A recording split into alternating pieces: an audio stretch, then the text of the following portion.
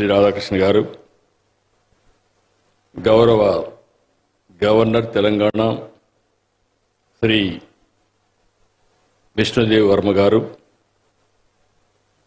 గౌరవ ముఖ్యమంత్రి తెలంగాణ శ్రీ రేవంత్ రెడ్డి గారు, గౌరవ పూర్వ ఉపరాష్ట్ర ముఖ్యమంత్రి వెంకయ్య నాయుడు గారు,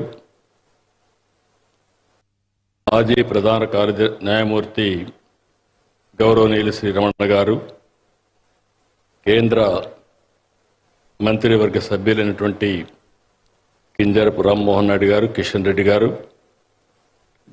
బండి సంజయ్ గారు, ఈనాడు గ్రూప్ ఎండి కిరణ్ గారు, ఈరోజు ఇక్కడికి విచ్చేసినటువంటి అతిథులందరికీ, అవార్డు గ్రహీతలకు, రామోజీ కుటుంబ సభ్యులకు, రామోజీ గ్రూప్ ఫ్యామిలీ మెంబర్స్కి అందరికీ కూడా నా నమస్కారాలు, అభినందనలు.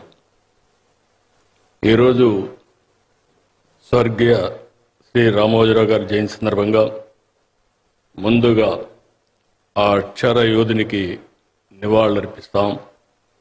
అందరం కూడా అర్పించవలసిన బాధ్యత మనందరిపైన ఉంది.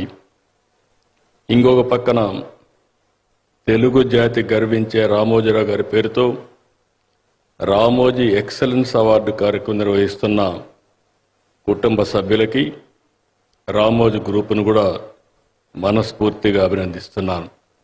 ఇది ఒక మంచి ఆలోచన.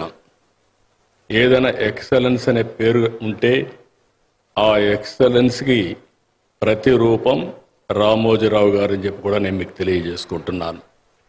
ఒక సాధారణమైన వ్యక్తి అసాధారణమైనటువంటి శక్తిగా తయారు కావడమే కాకుండా ఈరోజు నేను ఆయన గ్రూపులో అందరినీ చూశాను. మామూలు వ్యక్తులు, పల్లెటూరులో ఉండే మామూలు వ్యక్తులను తీసుకొచ్చి ఒక సమర్థవంతమైన నాయకత్వ లక్షణాలు ఇవ్వడమే కాకుండా ఆయన చేసిన పని మనం చూస్తే ఒక ఇన్స్టిట్యూషనలైజ్ చేశాడు. ప్రతి ఒక్కరూ కూడా ఒక ఇన్స్టిట్యూషన్గా తయారయ్యారు. ఈరోజు రామోజీరావు గారు ఇక్కడ లేరు, కానీ రామోజీరావు గారు నిర్మించిన వ్యవస్థలు మాత్రం